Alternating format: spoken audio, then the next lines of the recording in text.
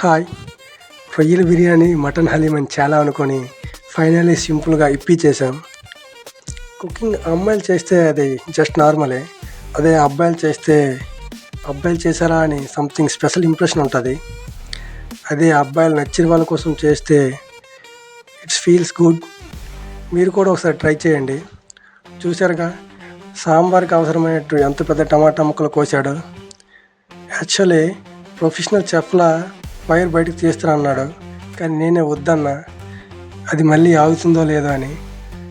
So cooking అబ్బాయిల కోసం అమ్మాయిలు కాకుండా అమ్మాయిల కోసం అబ్బాయిలు ట్రై చేయండి. డెఫినెట్లీ ఫుడ్ని ఎంజాయ్ చేయకపోయినా ఆ టైం పీరియడ్ని, ఆ మూమెంట్ని ఎంజాయ్ చేస్తారు.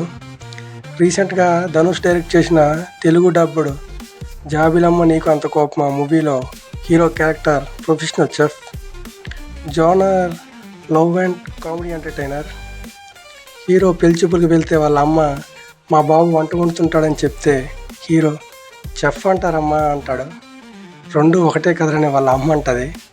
ఇలాంటి క్లైమేట్లో ఈ మూవీ చూడకపోతే చూసి మూవీని, ఫుడ్ని ఎంజాయ్ చేయండి. అమ్మాయిలు బాగా కుక్ చేస్తారా అబ్బాయిలా, అండ్ ఈ ఇప్పిని ఎవరు కుక్ చేశారో గెస్ట్ చేసి కామెంట్ చేయండి. Thank you for your love and support.